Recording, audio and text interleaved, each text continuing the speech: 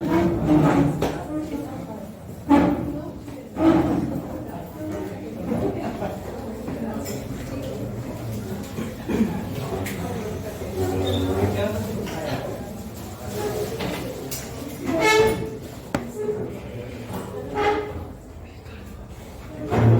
mencionaba que nosotros tenemos dos estados, un es potencial de acción y un potencial de reposo. Recuerden que este potencial de reposo nosotros lo definimos en menos 80. Saben que en la mayoría de los libros, textos, artículos aparecen menos 70. Pero por el libro manejamos todavía ese valor, pero vean que no está exactamente en la mitad. Entonces, el implicado de conocer que usted ya sabe que esto es más negativo por la gran cantidad de proteínas que tiene a nivel intracelular, a pesar de predominio de iones o de cationes, es decir, que tienen carga positiva. Pero al final, entre todas esas sumas, entre el potasio, entre el sodio, entre las proteínas, se llega un momento en donde pues, el equilibrio se establece ahí. ¿Qué quiere decir?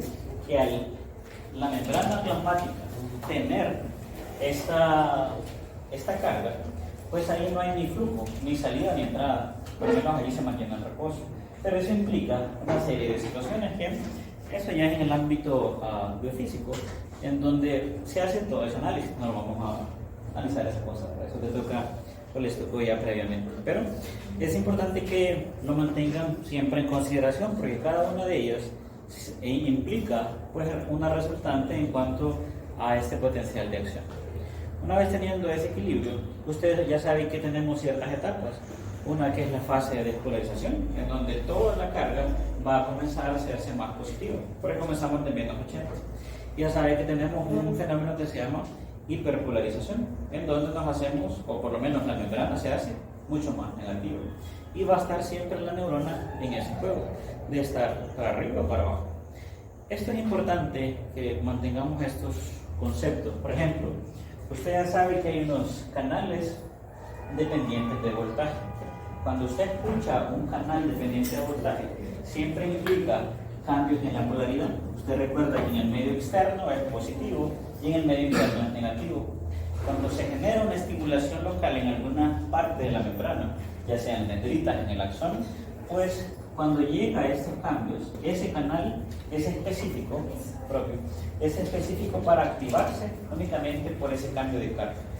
¿Y eso qué es lo que va a permitir? Que si este es un canal de sodio, hay canales dependientes de voltaje para todo, calcio, sodio, potasio, cloro, etc.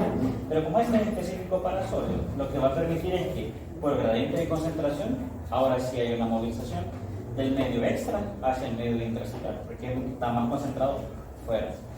Ve que usted tiene unos canales que son por ligandos.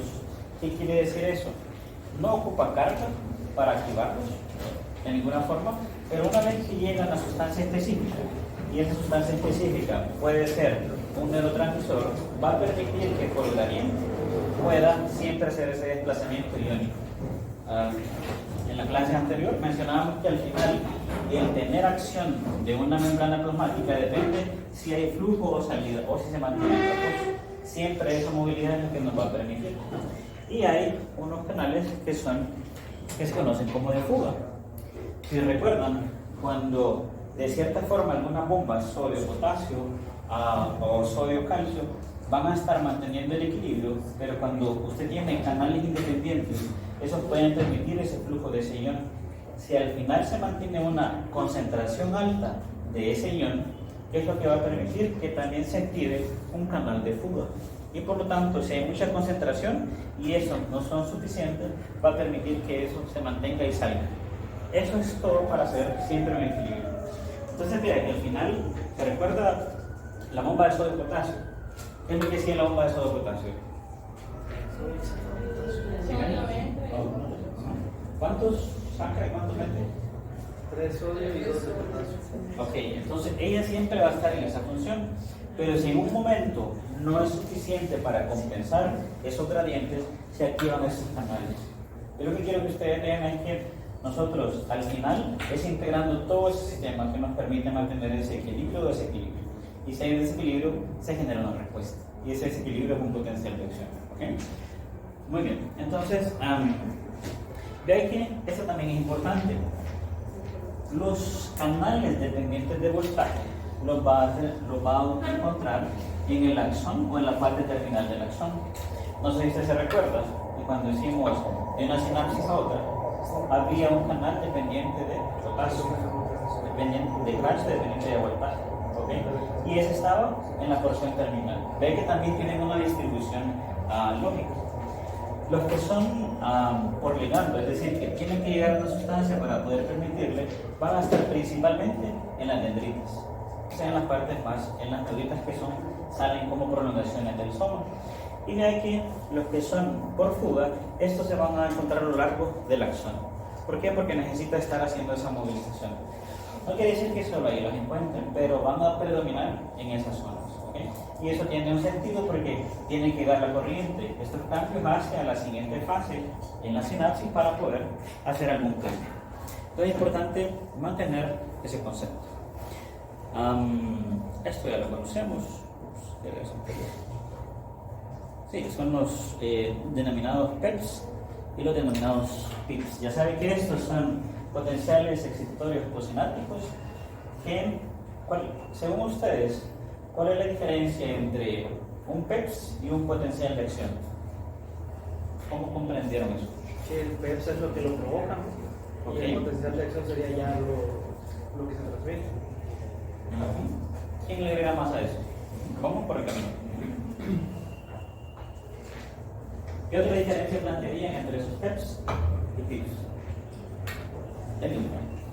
Denis plantea que yo ocupo PEPs para generar un potencial de acción.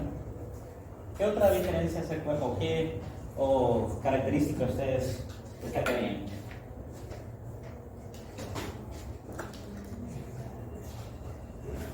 En cuanto a localización, si ustedes analizan dónde ustedes localizan que se genera un PEPS y dónde se genera un potencial de acción.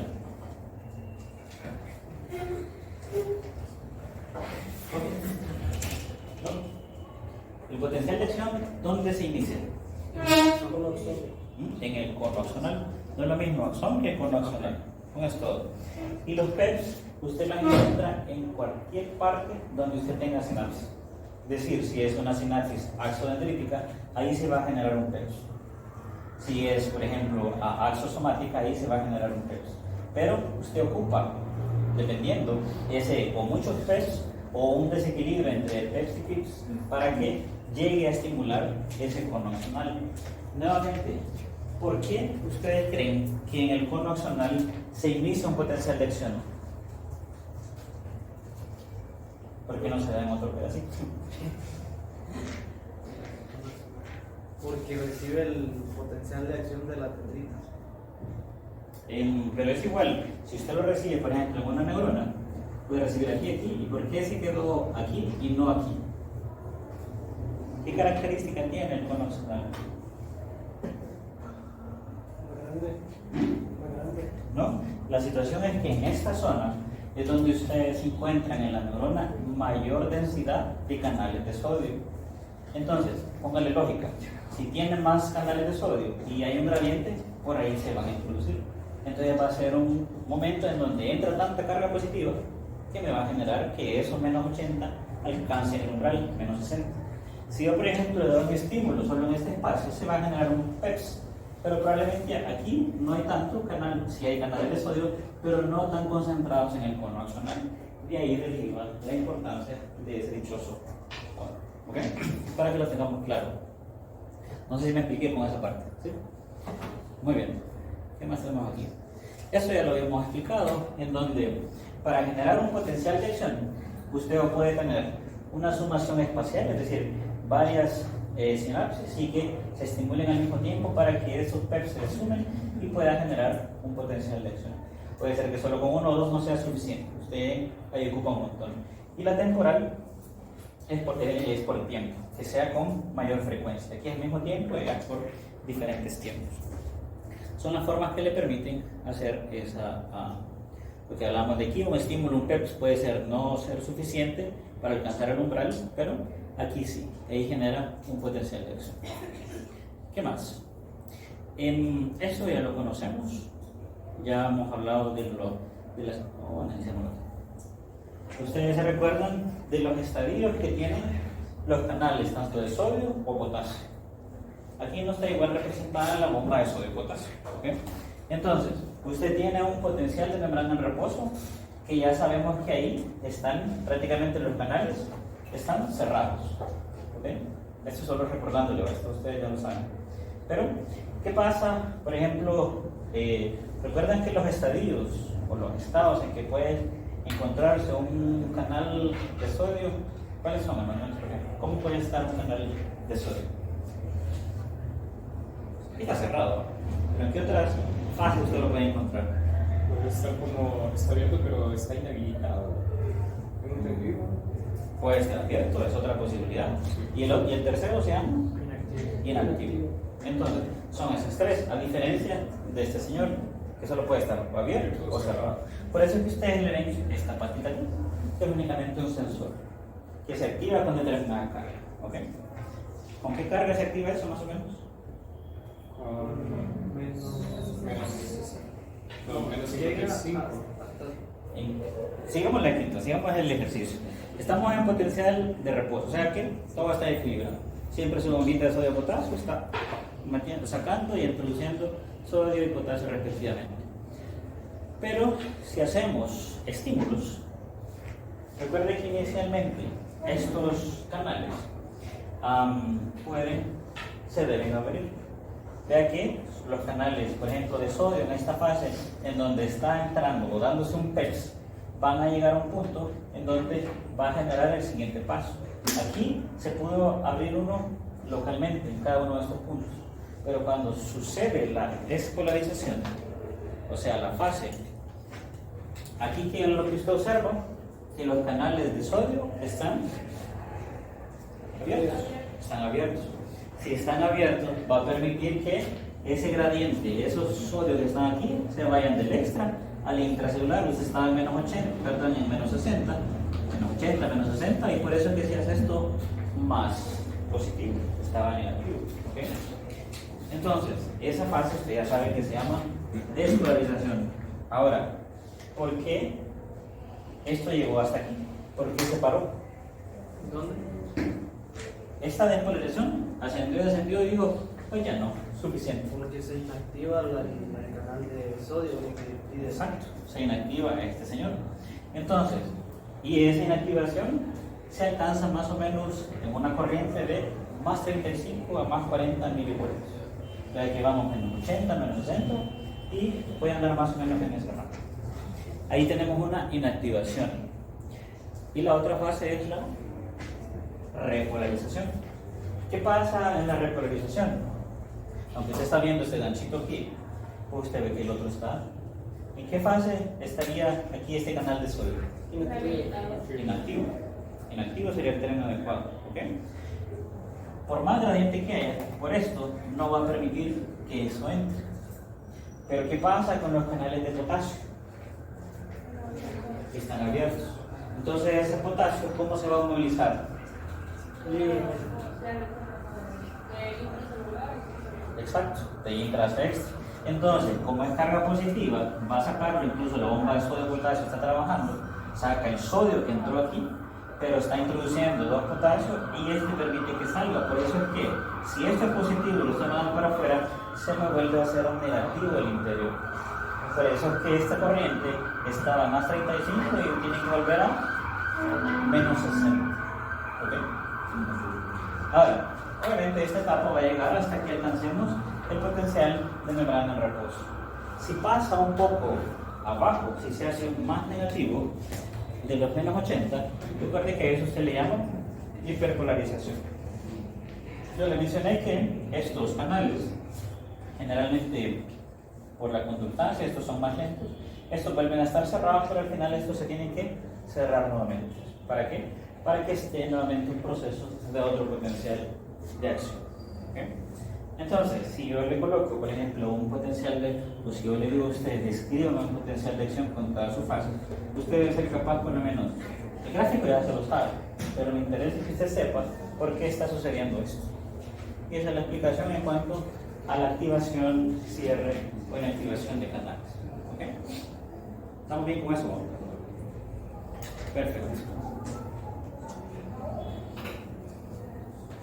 Una pregunta que no recuerdo mucho. Claro. ¿El canal de potasio se encuentra abierto cuando está la repolarización? No, ¿verdad? Cuando estamos en repolarización, Despolarización, perdón. que si el canal B, No, está cerrado, sí. sí. Recuerde que incluso aquel cuadrito le puse aquí, que para acá es cerrado, pero aquí comienza a abrirse, pero se abre más tarde el canal de potasio. Sí. Aquí en esta fase sí, generalmente solo es, pero si en términos gráficos, más o menos en este punto, comenzaría a abrirse. ¿Por qué? Porque ahí viene la Si la repolarización. neurona sufre un pico muy bajo de repolarización, ¿qué es lo que pasa ahí? Si, por ejemplo, si sufre muy bajo la O sea, repolarización, que llegue a menos del potencial de reposo. Abajo de los Sí, 80. al menos 80. si me paso para acá, Sí. ok, a eso es lo que se le llama como hiperpolarización. Es decir, que si una neurona, aquí porque usted ve que esta curva llegó a los menos 80, pero se regresó, perdón, pasó de los menos 80, digámosle menos 100 aquí, pero volvió a los menos 80. Siempre su neurona, por lo menos su membrana plasmática, tiene aquella cantidad de distribución de bomba de sodio de potasio para que le vuelva a hacer el equilibrio. Si esa neurona por alguna situación, por ejemplo en áreas específicas en donde yo ocupo tener más inhibición, ella puede mantenerse hiperpolarizada. ¿Qué va a suceder? Que usted va a ocupar muchos más PEPs para poder hacer otro potencial de acción. Pero la tendencia fisiológica es que si se hiperpolariza, siempre va a llegar nuevamente a esos menos 80. Por lo menos eso debería pasar. Si no, ahí es donde puede haber algún problema. Ya fisiológicamente hablando. Más somnolencia, tendencia, etc. Algún problema. Muy bien. Esto. Eso lo hemos visto. Esos son todos los cambios que se van dando en esa parte. Esto es más ingeniería, no vamos a entrar en eso. Pero yo no sé si se acuerdan de esto de los capacitores, les hablaron de eso en biofísica o no. Sí. Y les gustó tanto. Cargado. Como 3 veces le dio. Muy bien. Vamos a ver qué tanto está haciendo. Ya saben esto de lo que es una fibra amilínica y otra con mielina, que es el denominado impulso saltatorio, porque ese potencial, esos cambios de polaridad se dan internamente y esto lo está potenciando para que se haga mucho más rápido en esas fibras tipo A y beta. Recuerde que las C son amielínicas. Ok, vamos a ver eso. Esperen. ¿Cómo puedo parar esto?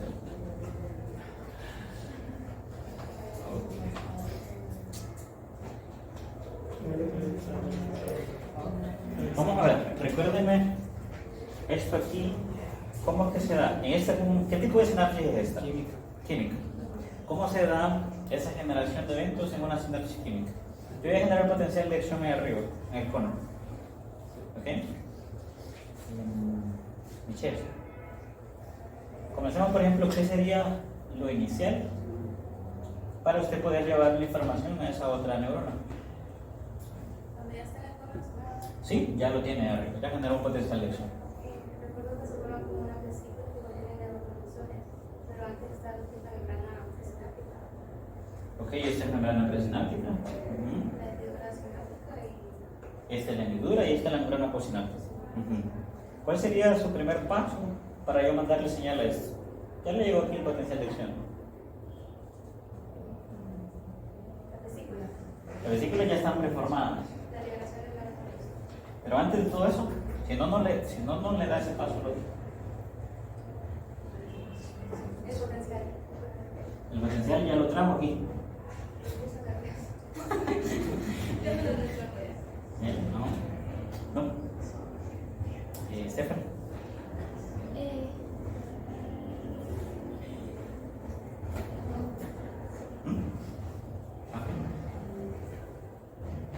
Next. A mí. Sí. ¿Ves que? Denis, Bueno. Primero se tiene que liberar el neurotransmisor. El neurotransmisor. Espera. eh, Primero, usted tiene que, si no hay potencial de acción, no hay nada. Aquí ya lo tenemos. El potencial de acción, usted ya tiene por sus organelas preformados el neurotransmisor. Aquí ya está como esperándole para que se lo pase al otro lado. Pero lo que usted, por eso que usted ve en esta cosa aquí, El canal de calcio. este es un canal de calcio dependiente de voltaje. Por eso yo ocupo a ese potencial de acción, porque aquí está haciendo cambios de positivo a negativo y que sea de positivo adentro. ¿Se recuerdan que este solo se activa por cambios de polaridad? Me refiero a polaridad por carga. Entonces, si él se encuentra permeable, ¿cómo se va a movilizar? Si este es de calcio, ¿cómo se va a movilizar el calcio ahí? De afuera hacia adentro. De afuera hacia adentro. Ahora sí, yo introduje ese calcio internamente. Y ahí se viene la secuencia que he mencionado. ¿Qué sería lo siguiente una vez que ya tiene el calcio adentro, Manuel? Aquí. Dígame. Una vez que ya tiene ese calcio adentro, Que se vuelva a ser expulsado constantemente. ¿no? Yes. Las vesículas se van como a unir con la membrana, y con la membrana presináptica y van a conectar con los sensores. Entonces, ese calcio, recuerden que hay una serie de proteínas antes de eso, pero en términos simples, ese calcio lo que me permite es que esas vesículas que están preformadas con neurotransmisores se vayan y se fusionen a la membrana presináptica. Una vez que se fusionan aquí, entonces ahí son liberados. ¿Qué pasa ahí después? Una vez que ya la tienen en la hendidura sináptica. Pues los neurotransmisores llegan a la membrana postsináptica y como que se quedan afuera y solo permiten que se abra para que vuelva a entrar. Ok, le ayudo. Lo que hace es que ese neurotransmisor se une a un receptor específico. Y eso sí, una vez que se unen ahí, permitan que los iones, siempre son los iones que van a andar para arriba y para abajo. El neurotransmisor solo me hace una función de que se abra o se cierre. ¿Ok? Entonces, una vez que lo permeabiliza, eso entra. Y eso genera aquí un PEPS. ¿Ok? Deben haber más como para que sean suficientes para generar un potencial de eso. Eso es lo que sucede en una sinapsis química. ¿Ok? Muy bien. Vamos a ver, Valeria. Si usted tiene, por ejemplo, esto aquí, usted tiene un potencial de acción. Yo le digo, en eso donde está señalado en azul, para usted, ¿qué es lo que sucede? Uno, o entra sodio, o sale sodio, o entra potasio, o sale potasio. Representando eso aquí.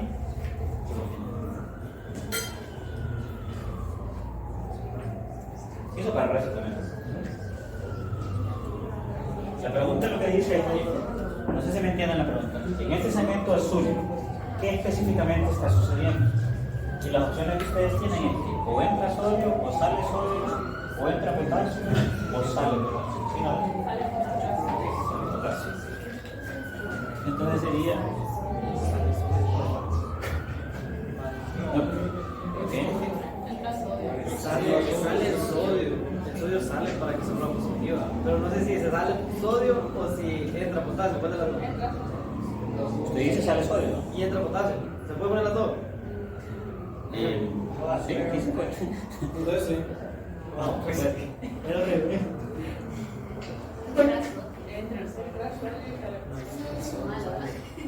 ajá, eso.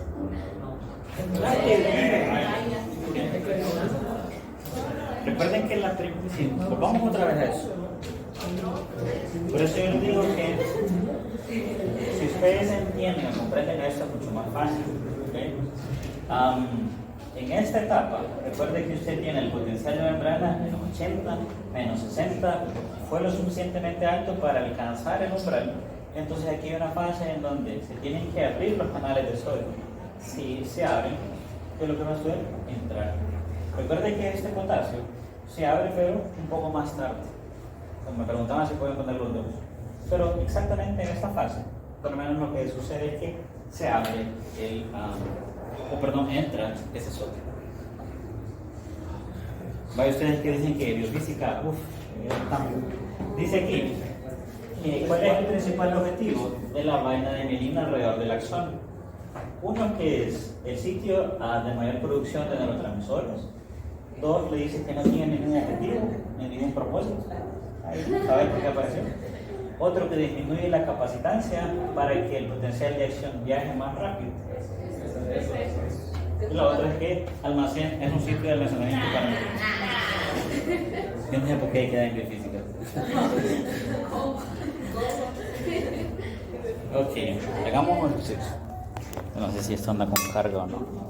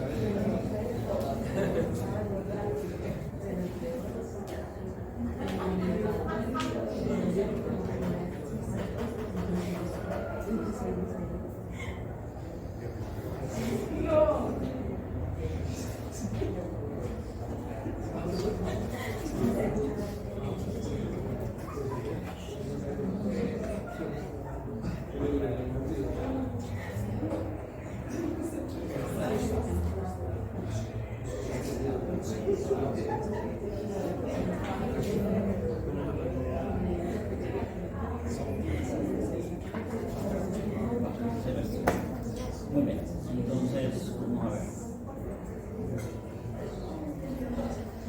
Vean aquí la pregunta. Te pregunta que teniendo estas cosas aquí, usted las va a ordenar y qué es lo que va a suceder generalmente en una sinapsis química.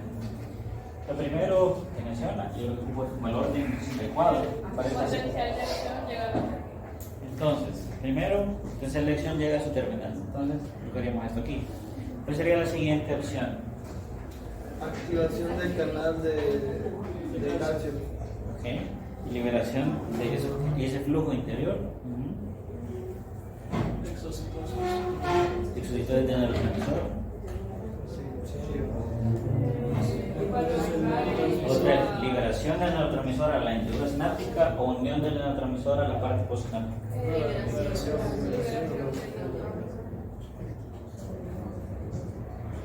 Y por descarga. Muy bien. Estamos claros con eso. Ya con eso hicimos el examen. Muy bien. Vamos a ver con esto. Claro. Sí. Lo puede con. Claro, claro, sí. En realidad lo utilizamos bastante en En el examen. Es muy bueno en realidad. Ahorita lo mando yo. Ok. Gracias. No, hoy Es de acceso. Y le hizo lo mismo, pero no lo dijo. me pude copiar, Ah. me copiar el A saber qué ganas que resuelve. Es de acceso libre.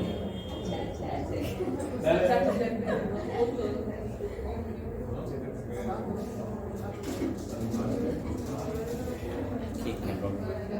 Tuviste que le llamaba. Pero no sé. No, creo que como de día no lo uso. No está descargado. Ok, entonces nos quedamos en neurotransmisores. ¿Encontraron? ¿Alguna vez le las plegas? Ah, bueno, yo creo que ya valoraron plexo. Ahí hay unas partes solo de plexos. Plexo braquial y eso. Ya muy tarde. Bueno, para la repo.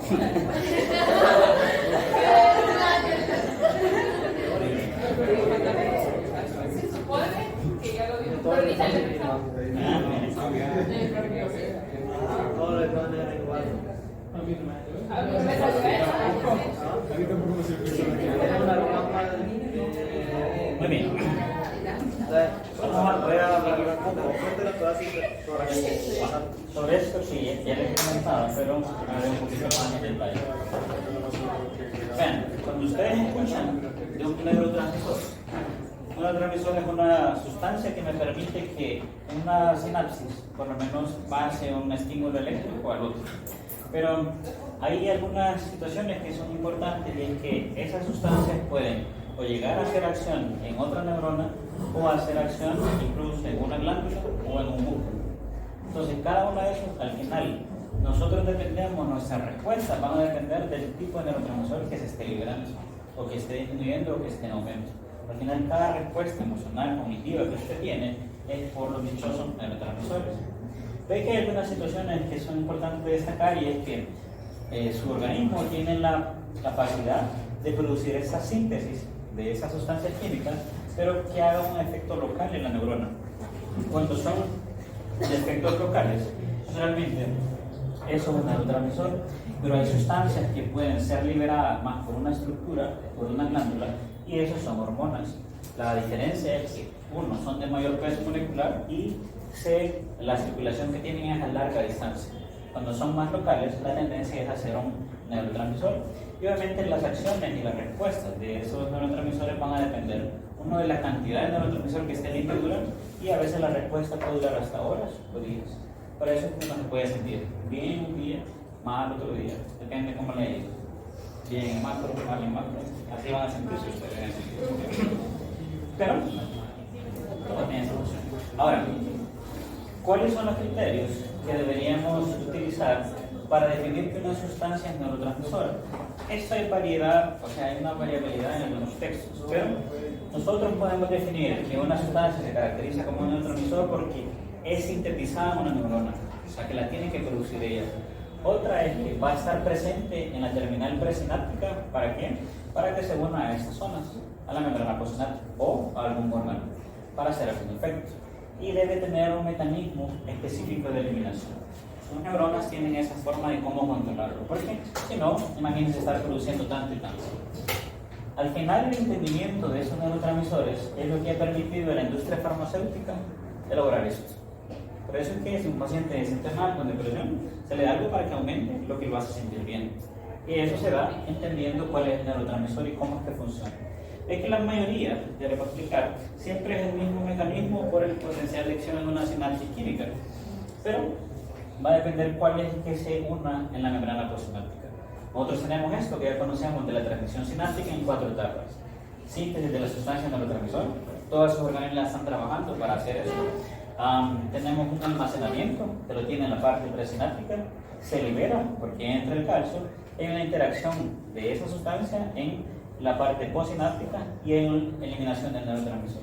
Al final, esto se está repitiendo en cada sustancia que usted encuentra. Si usted ve, aquí tiene la parte de la neurona 1, neurona 2, aquí tiene los microtúbulos que le permiten el desplazamiento de esas vesículas para que ya las tenga aquí. Recuerda que tiene mitocondrias, aparato de Golgi, etc. ¿Para que cuando llegue ese potencial de acción haga todo ese proceso y se liberen y se unan en la próxima parte, en la membrana postsináptica, lo que usted ya conoce?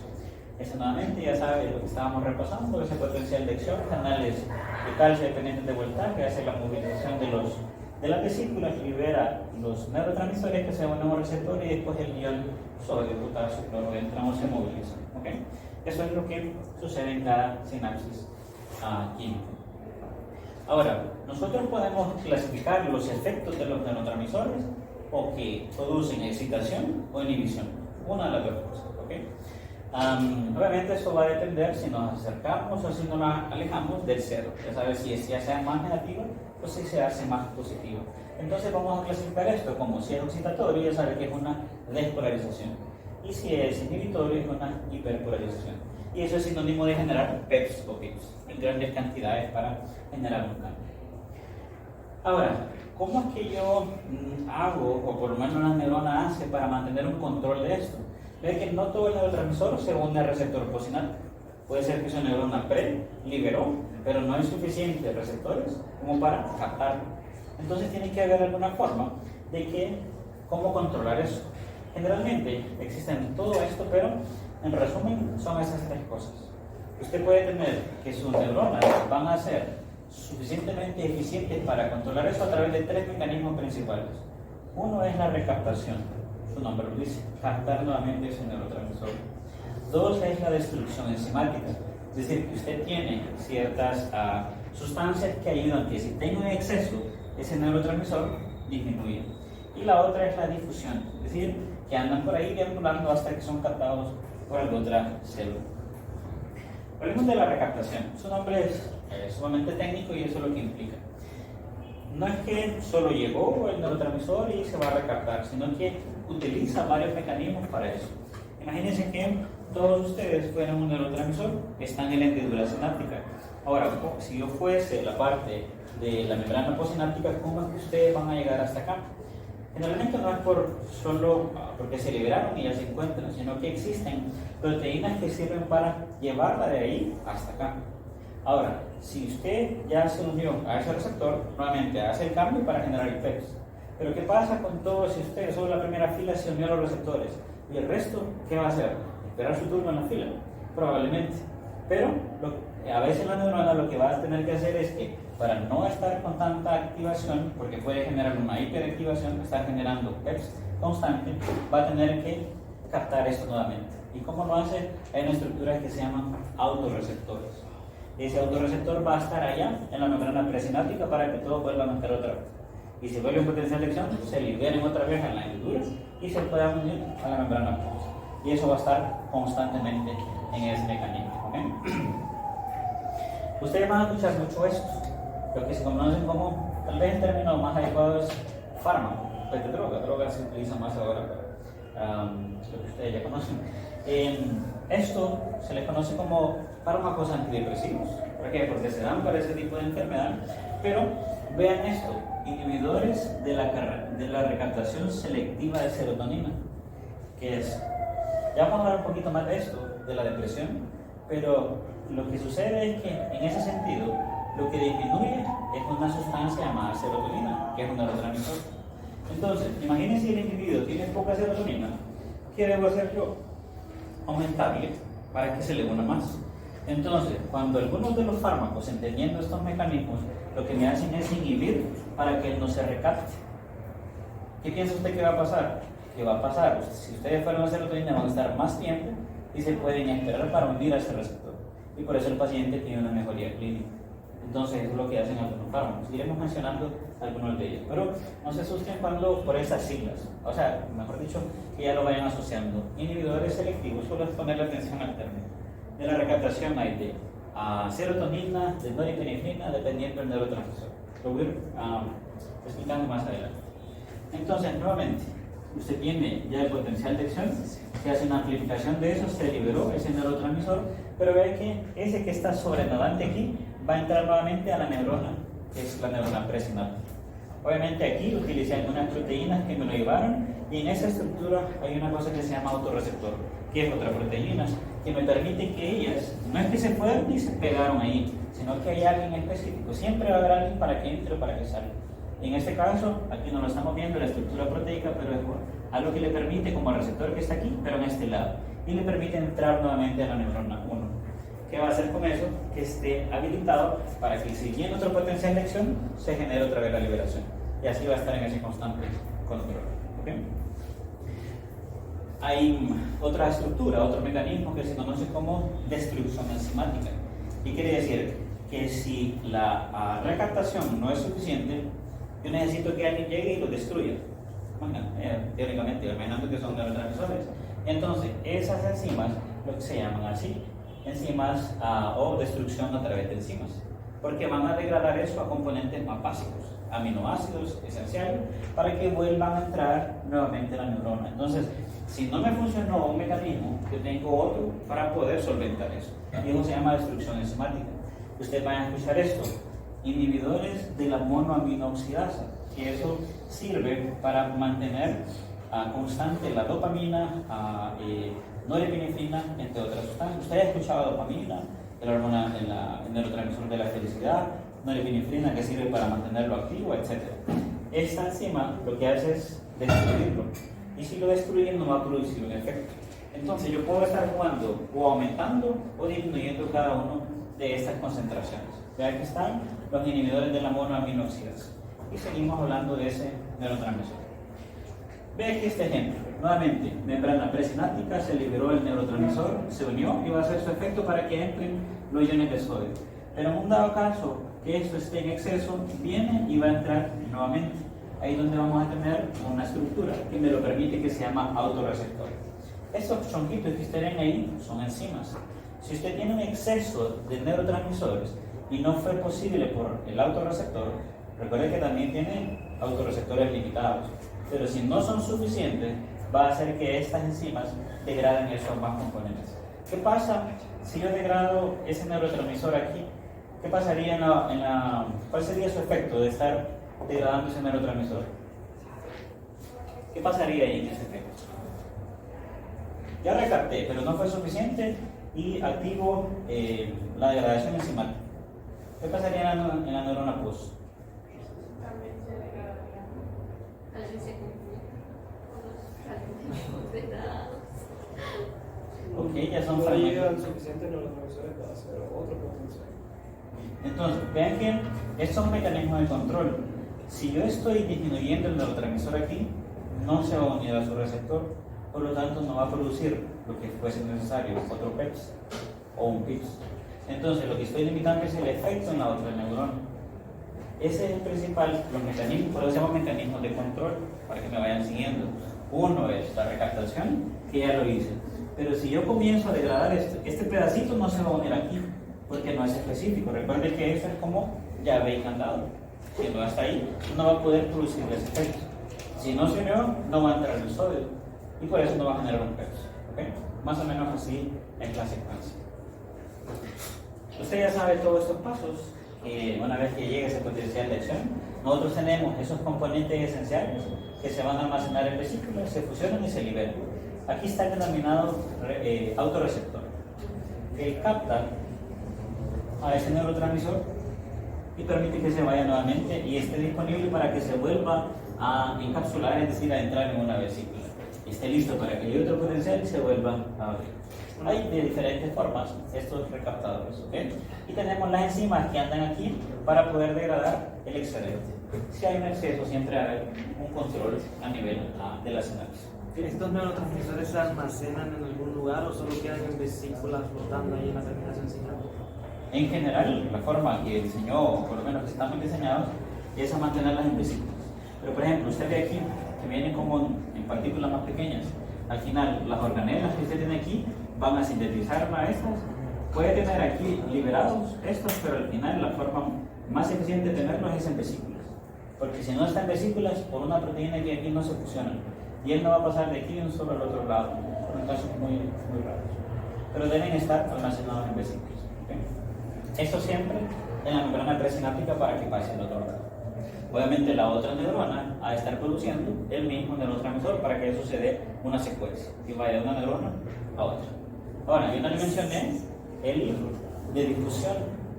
El de difusión es que ellos no es que tienen ese orden de recaptación, de degradación enzimática y de difusión, sino que si hay un exceso pueden estar los tres al mismo tiempo. Ahora, ¿qué me refiero con difusión? Imagínense que este neurotransmisor anda aquí y es que se fue para el otro lado. Pero si se va por aquí, ¿quién cree que lo va a controlar? Porque si se va por aquí, probablemente hay otra sinapsis. Y puede ser que encuentre otro receptor. Pero allá hay otra sinapsis que está liberándole más.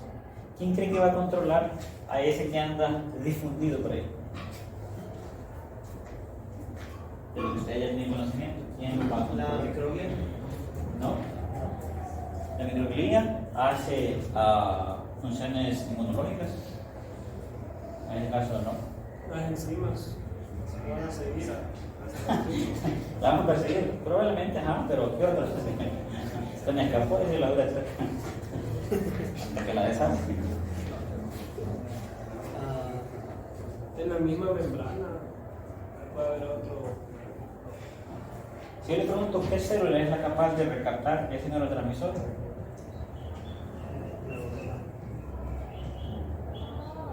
la neurona que lo tiene, ¿no? Pero ¿qué otra célula? Porque aquí ya lo está haciendo.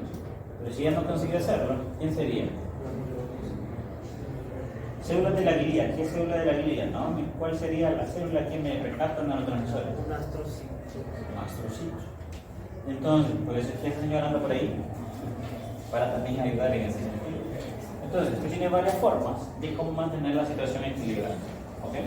Entonces, ese es el tercer mecanismo de difusión. Obviamente puede suceder a mí, es decir, que allá está la neurona, puede ser que encuentre un autorreceptor y entre.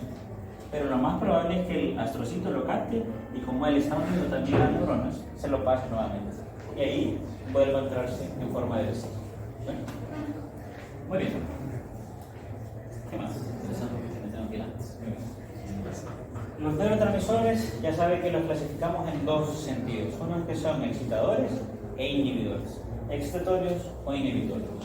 Generalmente estos son lo que se conoce como botones sinápticos. Los botones sinápticos, ven aquí dos cosas. Uno es la fibra nerviosa y cada uno de estos es un botón. Estos son con mayor densidad. Yo creo que ese video no se lo mostré cuando uno forma memoria. ¿No? Ok. Entonces, ese proceso que ustedes están haciendo día a día, de estar estudiando cada una de las materias, todas menos miedo, pero ni modo. Esa situación les va a llevar a que ustedes generen mucho más botones sinápticos. Si ustedes repiten, por ejemplo, si ustedes hacen algo muy frecuentemente, a la enésima vez, 20 veces después se les hace mucho más fácil, incluso recordar cualquier conocimiento. ¿Por qué? Porque ustedes generalmente estuvieron así, con estos botones, pero a medida que usted repite una actividad puede generar esta mayor cantidad de botones. Entonces imagínense, si con una acción usted ya mandaba neurotransmisores para que fuesen captados, con esa misma acción usted tiene más densidad de receptores, va a ser mucho más rápido y eficiente ese proceso. Por eso que usted se recuerda de cosas. Pues le voy a mandar ese video. Obviamente, esto depende siempre de la movilización o de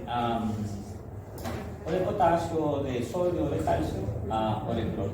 ¿No? Ustedes vieron una película que se llama Sin Límites, que Bradley Cooper tomaba una droga que era algo que lo mantenía activo y que esa droga lo que sí es hiperestimulante, y con la droga pasaba estimulado y todos los procesos que hacía eran mucho más fáciles. Incluso si había visto una película, ella tenía ese conocimiento de que artes marciales ya sabía cómo defenderse y cosas así. Al final, si usted o un individuo hiperestimula una neurona, puede llegar a esto. Pero ¿qué pasa con las drogas que son hiperestimulantes? Puede el individuo inicialmente llegar a hacer esto, pero si usted estimula de forma patológica una neurona, se recuerda que el calcio en exceso es dañino, por eso tiene que ir a bomba para atacarlo. Pues ese calcio puede producirle muerte a esa neurona. Entonces al final sí puede llegar a esta fase, pero después vuelve aquí o incluso dañar toda la fibra. Y eso pasa generalmente con las drogas, porque hay una hiperestimulación y otros conceptos adicionales como dependencia o mecanismos de recompensa, y puede pasar de aquí y después a esto aquí hasta la muerte neuronal. Entonces, al final, toda esa liberación y juego de neurotransmisores es lo que permite hacer esa serie de cambios. Usted ya sabe que para inhibitorio ocupa ese cloro, ocupa ese paso del potasio que ya lo conoce para poder hacer. O el excitatorio es únicamente sodio generalmente. Ahora, hay neurotransmisores que son más pequeños y otras moléculas que son mucho más grandes.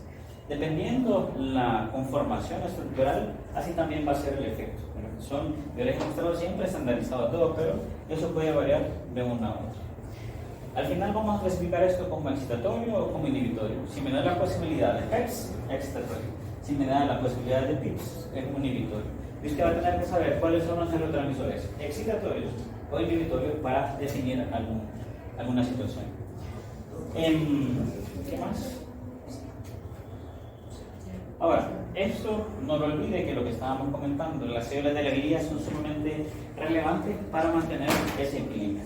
Esas van a estar rodeando las neuronas y van a permitir, por mecanismos de división, captar ese neurotransmisor y pasarlo nuevamente a la neurona para que sea utilizado. ¿Okay? Incluso la neurona, si ocupa, por ejemplo, más glutamato, una célula excitatoria, ella puede decirle al astrocito que le mande incluso más. Son mecanismos de necesidad. Como ellas se coordinan, ahí nadie sabe, pero le manda a decir y le manda el neurotransmisor. ¿Okay? Siempre por necesidades, por gradientes electroquímicos. Todas estas son las formas que uno tiene de alterar la liberación de neurotransmisores. O sea que en eso uno puede aumentar la velocidad, puede aumentar la tasa de almacenamiento, la liberación, podemos alterar la recaptación, podemos alterar por la inhibición de las enzimas o bloquear un receptor allá en la neurona postsináptica. Al final, si usted entiende eso, aquí es como se ha valido la industria farmacéutica para hacer medicamentos. Por ejemplo, yo tengo las etapas desde la transformación del neurotransmisor hasta que se almacena en vesícula, se libera y llega hasta este otro lado. Pero la industria, ¿qué es lo que ha hecho? ¿Se recuerdan que había una proteína SV2A que estaba aquí, que era principalmente para fusionar la vesícula y que se liberara. Hay un medicamento que si usted libera mucho eso, puede inhibir esa proteína. Entonces ya no va a causar liberación del neurotransmisor. Imagine que una persona esté con mucha liberación de esos neurotransmisores, al final lo que le va a producir son algunos efectos, trastornos de movimiento o convulsiones, y por eso es que se puede eliminar. Entonces, la industria farmacéutica sabe cómo, o por lo menos a través de procesos fisiológicos sabemos cómo sintetizar más neurotransmisores, cómo almacenarlo más, cómo liberarlo más. Entonces, si usted modula cualquiera de esas dos cosas, puede tener algún efecto, o agonista o antagonista. Disminuir desde aquí, disminuir aquí, o engañar al sistema, dándole alguna sustancia que se parece pero no es. Eso que se conocen como pseudotransmisores. Yo puedo tomar un medicamento que se una a este receptor, pero cuando está unido puede tenerse por más tiempo y no va a permitir que el sodio entre. Solo se une, pero no permite que eso entre. Entonces, cada concepto de eso es importante para poder entender esos mecanismos. ¿Okay? Ahora, dentro de estos, esto yo se los comento. Vean, creo que tiene una frase. De la gran diversidad que tenemos de los neurotransmisores, siempre al final tenemos que hacer las dos cosas, o clasificarlos en excitatorios o inhibitorios. Pero, ¿por qué nosotros tenemos tantos neurotransmisores? Porque necesitamos percibir diferentes sensaciones. Incluso un neurotransmisor puede tener diferentes receptores. Puede tener incluso hasta 5 o hasta 10 receptores. Y depende a quién se una, así va a causarle un efecto. Esto es lo que le mencionaba. No me voy a poner eso en examen, ¿verdad? Pero muy complicada la comprensión de eso. ¿Por qué? Porque es mucha sustancia. Pero el mecanismo fundamental es el mismo. Solo que usted debe, dependiendo, saber que una neurona puede tener un neurotransmisor dominante, me preguntaban en la vez anterior, o definir si unos son más rápidos o si otros son más lentos, dependiendo de esos efectos. Esto es importante, ya se los había comentado, es que hay diferentes, yo les menciono que hay excitatorios o inhibitorios, pero un neurotransmisor puede causar un efecto que sea inhibitorio comportamentalmente y no confundirlo. Yo les voy a preguntar sobre los efectos de neurotransmisores, que pueden ser los dos, para PEPS o para PIRS. Pero cuando menciona esto, yo les hablé del alcohol, del cannabis, de la marihuana, etc. Que inicialmente eso puede ser algo excitatorio, pero al final se convierte en un efecto inhibitorio.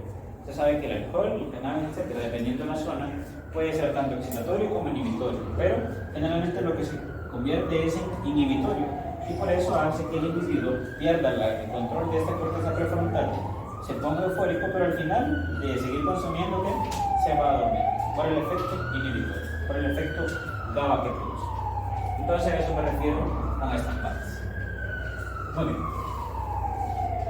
¿Cuáles son de algunos de los más importantes los neurotransmisores? Vea estos aquí. Por lo menos usted, este que se llama ácido gamma-aminobutírico, debe saber que es el principal excitatorio e inhibitorio del sistema nervioso central. Cada efecto, por ejemplo, ahorita con esta calor y la somnolencia que usted tiene, lo que está liberándole GABA a usted a su neurona es un ácido gamma-aminobutírico, así se llama. Cada vez que usted libera GABA, le da sueño, le da relajación, y depende de la cantidad, se duerme. Ahora, usted necesita liberar glutamato. ¿Para qué? Para que se mantenga activo, para que se despierte.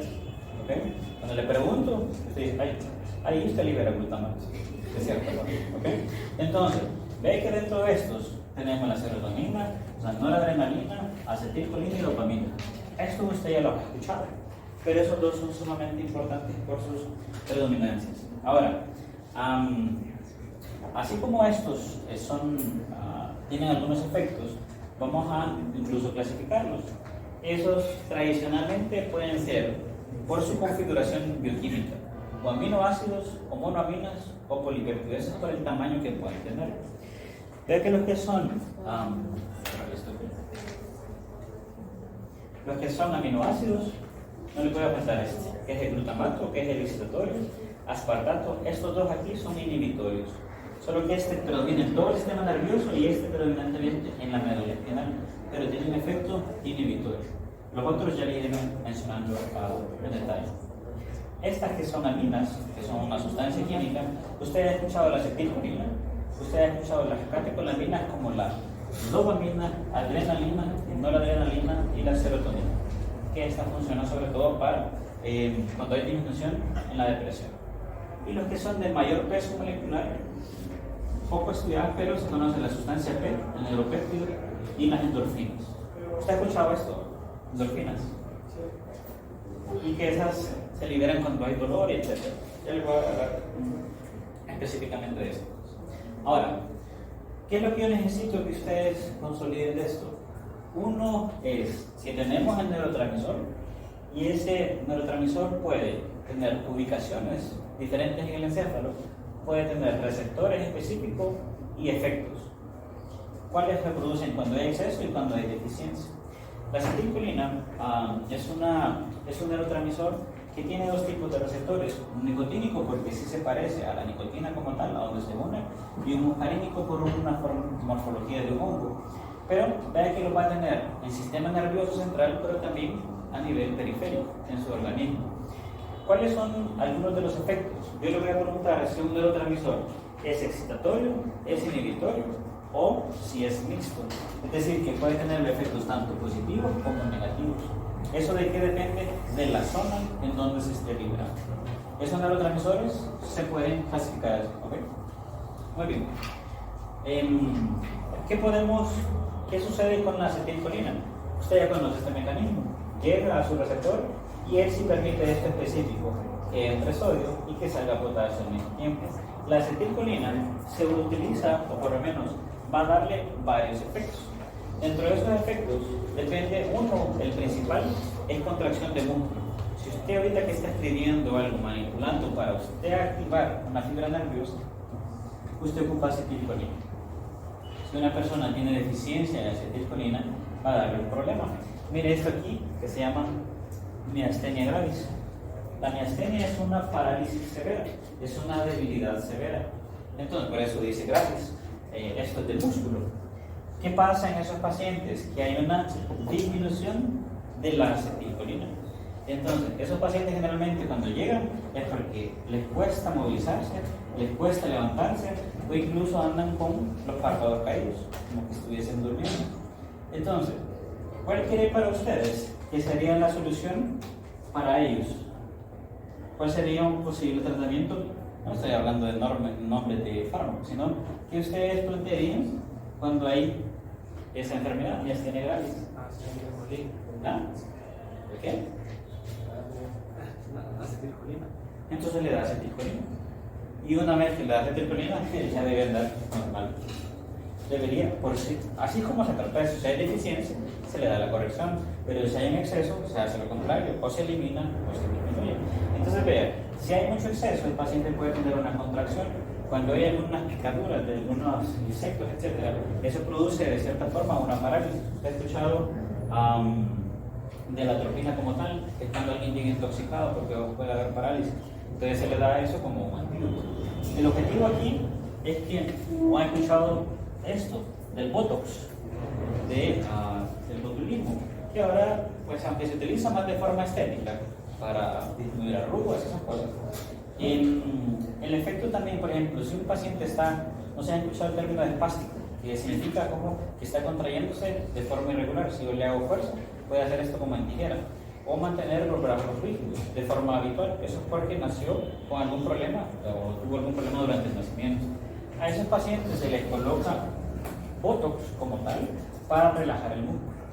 Entonces ese relajo obviamente va a tener ese más movimiento. En la parte estética se coloca y por eso tiene usted estiradamente. Bueno, algunas que le nota, otras que no. Pero porque hace una parálisis del músculo. Porque se está dando esto en exceso. Entonces obviamente con el tiempo eso se puede poner flácido y dar algunos problemas. Pero en términos generales, la acetilcolina con sus dos receptores, muscarínicos y nicotínicos, ve que incluso tiene sus receptores. ¿Cuál es la importancia de aquí? Que los NA1 se localizan en el sistema nervioso central. ¿Cuáles serían? Los otros están en el resto del organismo, pero ve estos otros dos. El MM significa unión neuromuscular. Este es el que usted ocupa para yo estar haciendo esta movilidad nerviosa. Yo tengo que liberar acetilcolina, llegar a un receptor nicotínico para que se me contraiga uno. Si no hago eso, no voy a poder hacer. Hay otros que están en esto, en los autónomos, médulas o en las neuronas que están en el sistema nervioso central. Esto, obviamente, la acetilcolina no le sirve a usted solo para controlar el músculo. Muchos pacientes que sufren demencia, es decir, problemas cognitivos a largo plazo, ven una distribución de esos receptores muscarínicos, los que le puse aquí, que están en el sistema nervioso. Cada cosa es la distribución de esos. Cuando suceden ciertas enfermedades, hay diferentes receptores M1, M2, M3, M4 y M5, y todos los ocupamos para una serie de actividades, aparte de la contracción muscular. A nivel encefálico sirve mucho para la cognición, para que un individuo aprenda. Usted ha visto esos ancianos o adultos mayores que a cada rato repiten alguna cosa o se les olvida todo, pues ellos también tienen deficiencia de acetilcolina. Y ahí el medicamento que hace es por lo menos intentar reponer. Como yo les mencioné que hay algunos mecanismos para controlar eso, ve que hay inhibidores de esa enzima que me elimina la acetilcolina. Si yo elimino esa enzima de la acetilcolina, yo voy a tener más acetilcolina para estar presente. ¿Qué pasa si está presente en el organismo o en el sistema nervioso? Pues va a hacer más su efecto. Si no, pues va a seguir con problemas cognitivos. Vea que estoy hablando a nivel del sistema nervioso. Si fuera a nivel periférico y dependiendo del receptor, eso es contracción. Dopamina. La dopamina es un neurotransmisor mixto que tiene efectos excitatorios e inhibitorios. Esto usted más adelante lo va a conocer, pero si se recuerda cuando hablamos de la generalidad, hay una parte que se llama mesencéfalo y esta parte se le conoce como sustancia negra. La sustancia negra libera dopamina. La dopamina controla movimientos. Si un individuo, por alguna forma, este es el nombre de eso, pierde estas neuronas, va a tener una enfermedad que se llama Parkinson. Por eso es que va a andar con temor. Entonces ve que una de sus acciones es control motor. Pero para complicarle la vida, usted tiene receptores dopaminérgicos de uno, de dos, y de esos tiene centrales y tiene periféricos para ambos. Si yo le pregunto, por ejemplo, con esto aquí, esos receptores dopaminérgicos de dos, que a veces se encuentran en los mismos lados en el sistema nervioso, pero vea la función aquí, inhibe canales de calcio, activa canales de potasio. Para usted, ¿este es un efecto excitatorio o inhibitorio? Inhibitorio. Entonces, hay otros que pueden estimular la actividad piramidal, o en otros liberar catecolaminas. Entonces, al final, depende de la zona, es un neurotransmisor mixto que puede hacer diferentes funciones. ¿Para qué más le sirve a usted la dopamina? Siempre también para cognición. Es una sustancia que cuando usted hace algo todos los días, por ejemplo ahorita, si usted fue a examen, estudió y le fue relativamente bien, le fue bien, ese sistema de recompensa, lo que usted hizo cuando dio su nota es que liberó mucha dopamina y esa dopamina lo hace sentirse bien. La dopamina generalmente lo que hace es que usted se sienta con placer, que sea placentero.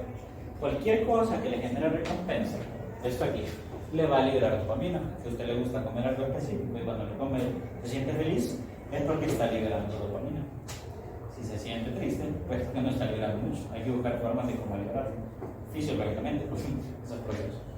Pero aparte de cognición, sirve para la atención, para la resolución de problemas. Entonces ve que son muchas las funciones y eso depende, no voy a entrar tanto en detalle, pero depende del receptor a donde se una esa dopamina.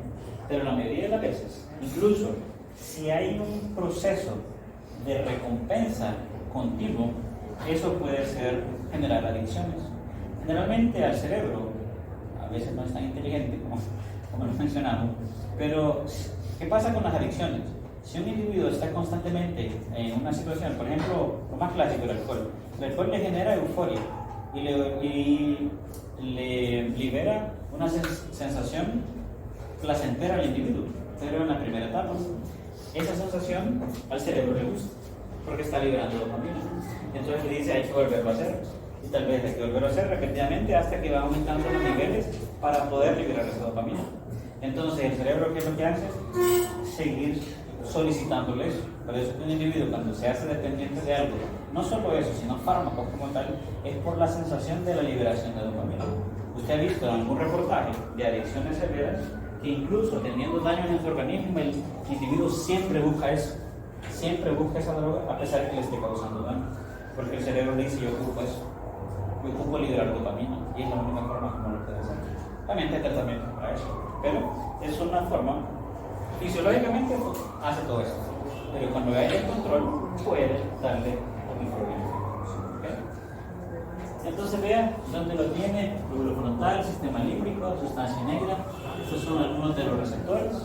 Lo clasificamos como mixto porque tanto tiene excitación como inhibición en algunas zonas.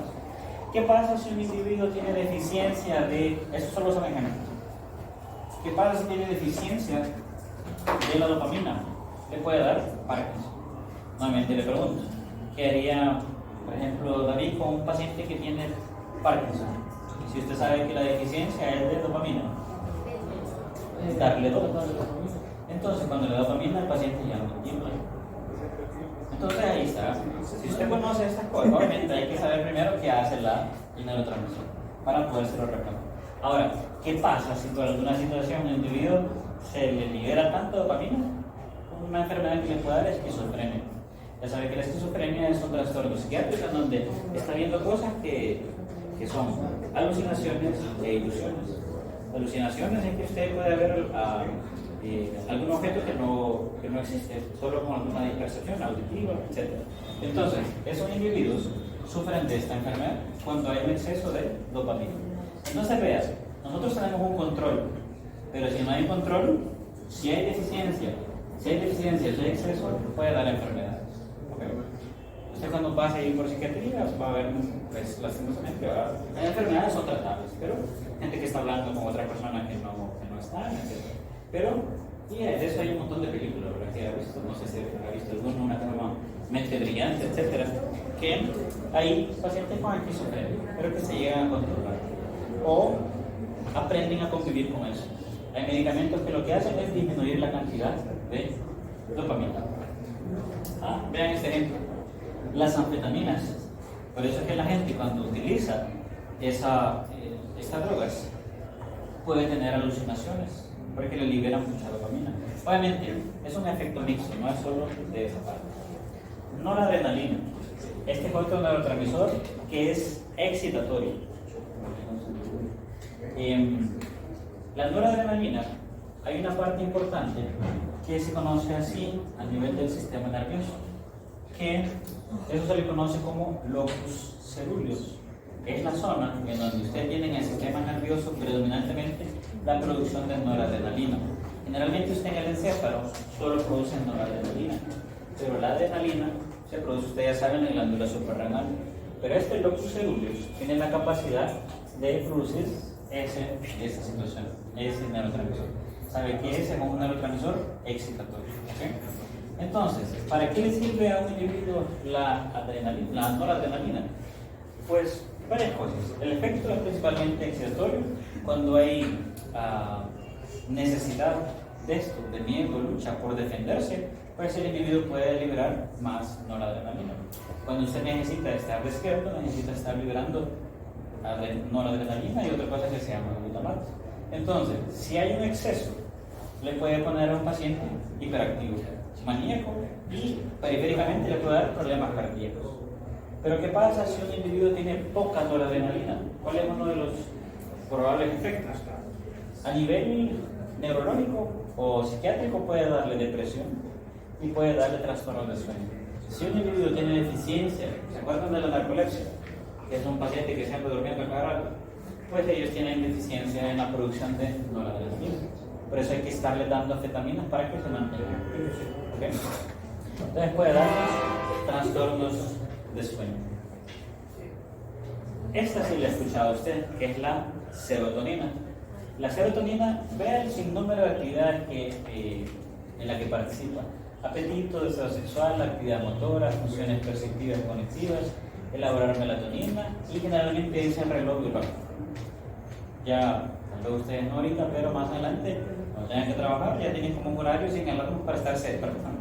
5 de la mañana, 7 de la mañana, 6 de la mañana. Pero ese ciclo, por la regulación de la melatonina, el organismo lo va haciendo y le permite que ya no ocupe, por ejemplo, el reloj para despertarse, sino que por el ciclo biológico de la melatonina le permite despertarse espontáneamente.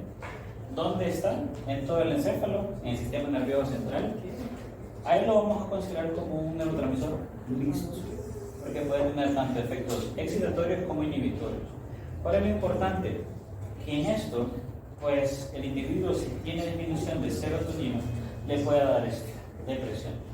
Si un individuo tiene disminución de la serotonina, puede haber trastornos de sueño o puede tener problemas emocionales. Por eso es que a veces al paciente lo único que se le da es un antidepresivo y lo único que hace es aumentar esa dosis, o por lo menos aumentar esa concentración. Entonces tengo esto aquí. Por ejemplo, si hay deficiencia, le da depresión, pero si hay un exceso, también puede dar alteraciones musculares, como estas: espasmos, confusión, temblor, las pupilas están sumamente dilatadas, cuando hay un efecto en exceso de la serotonina. Vea que la mayoría de los antidepresivos lo que hacen es aumentar la serotonina. ¿Por qué? Porque mantienen al individuo de cierta forma emocionalmente estable. ¿Qué es lo que sucede en eso? Vea aquí esas moléculas de serotonina que van a ser liberadas hacia el espacio de dura sináptica, pero lo que hace el medicamento es que inhibe todos los mecanismos de control. Es decir, si inhibo los mecanismos de control, que es la recaptación, la degradación enzimática o la recaptación, yo voy a permitir que esa serotonina esté más tiempo aquí para que se pueda unir a la membrana post y haga su efecto. Y esto, de cierta forma, jóvenes, es sumamente serio en el sentido que si ustedes, o ahora pues mucho paciente lo sufre, la depresión es un proceso continuo que si no se identifica, pues usted ha escuchado, sobre todo personas de salud, que es mucho más grave, ¿verdad? Porque uno sabe las consecuencias de eso, cómo que funciona esto, pero que se suicida, que se quita la vida, etc. Y eso es algo progresivo. Si usted de cierta forma tiene la capacidad de identificar a alguien cuáles son algunos síntomas de la depresión, una tristeza, pero una tristeza constante. Hay una cosa que se llama anedonia, que es la incapacidad de sentir placer por las cosas que generalmente así le generaban placer: pintar, escuchar música, etc. El paciente se siente aislado. Aparte de que hay tendencia al llanto continuo, de quien no pierde apetito o lo aumenta. Problemas de sueño, cuando no tiene o duerme mucho, dormir en exceso también es malo, o si duerme poco. Todos esos son síntomas de depresión. Si un individuo tiene ese conjunto, pues lo ideal sería por lo menos orientarle a que busque atención médica, porque eso se guarda y al final puede dar depresión leve, moderada, hasta cero. Entonces eso es un problema. Muy bien, voy a parar por aquí, pero después tenemos más neurotransmisores. Quiero comentarles algo, jóvenes, en general. ¿Preguntas aquí hasta el momento? ¿No? Pues fíjense que tengo que darles un aviso. Bueno, tan bueno, no tan bueno en general. Ay, no lo digas.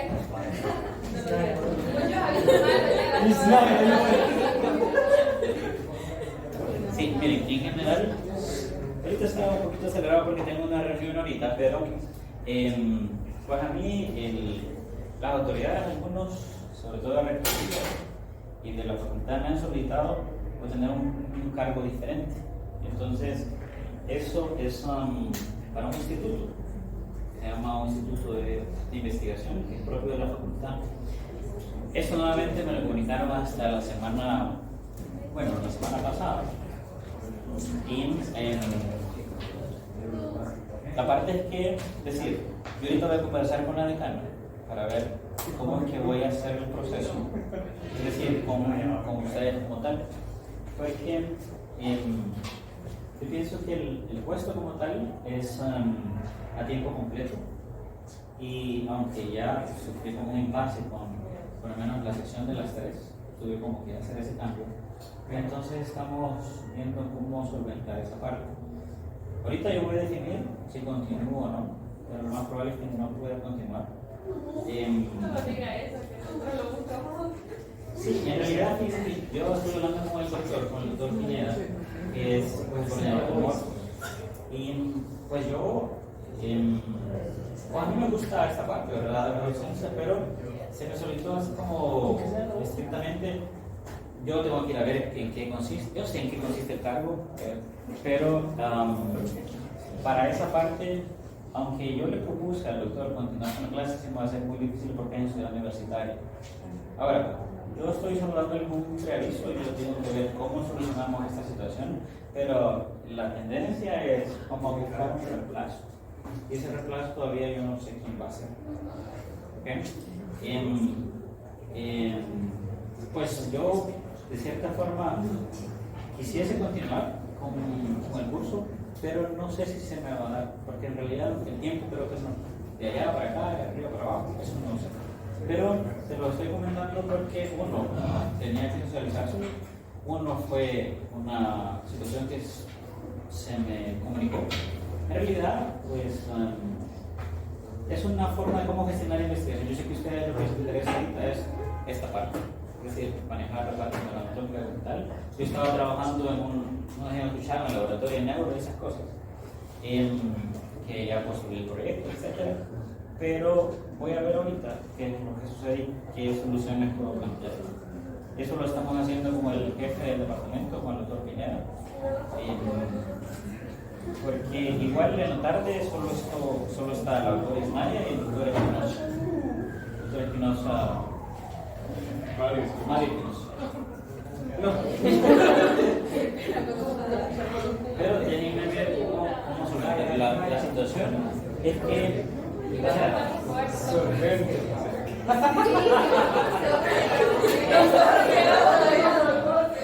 Vamos chineados.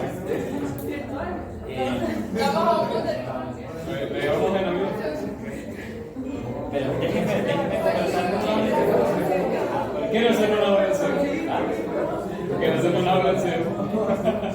Miren, a mí con todo el gusto del mundo, ¿verdad? Yo sé que pues al final pues ustedes escogen como el docente, etcétera, y yo Nosotros lo recogemos. pues Sí, que nosotros lo escogimos a la matriz. No, o sea, pero me refiero ahorita. Que Es que no va ahí. Nosotros nos peleamos. ¿Cómo se va?